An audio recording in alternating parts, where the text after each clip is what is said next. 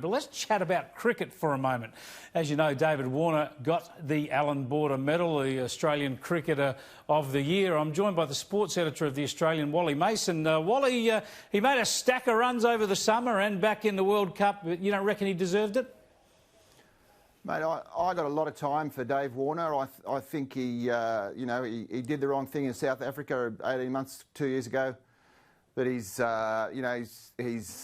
copped it on the chin, served his time, and he's come back. He's obviously learnt a lot in that time. He's grown as a man and a player. I think he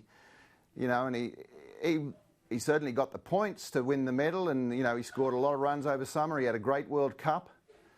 Spoke very well at the ceremony on Monday night in the press conference afterwards. I certainly think he's one of the greats of Australian cricket, but I just don't think that he was the bloke who made the biggest contribution to Australian cricket in the last 12 months. I think the fact that he was an absolute flop, even by his own admission, in the Ashes, which is the contest that matters. I mean, you can forget about all the rest. Look, I agree with you. He's obviously a great cricketer. I'm a great fan of his, and it's a fantastic story of redemption, the way he's come back. But what you're really saying is the pinnacle of cricket for this country is the Ashes, and this Ashes in England was a big failure for him, and that's, I suppose, that's the big gap in his resume, isn't it? He's done everything, David Warner, but he will be thinking more than anyone else that he wants to perform in England against the Poms.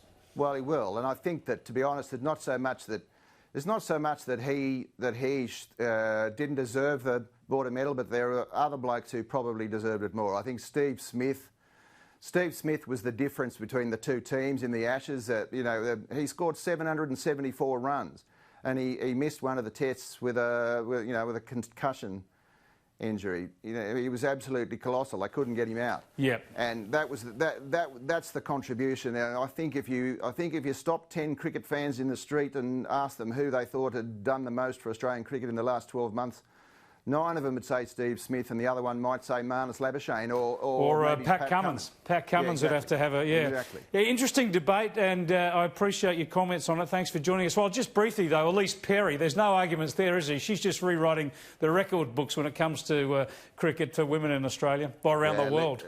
Elise Perry's fantastic, absolutely terrific cricketer, great batsman, great bowler. Although, to be honest, she hasn't in the Tri-Series final against the Indians this afternoon. She was out for one, but she can't be perfect all the time. She can be forgiven. She can't do it every time. Thanks for joining us, Wally.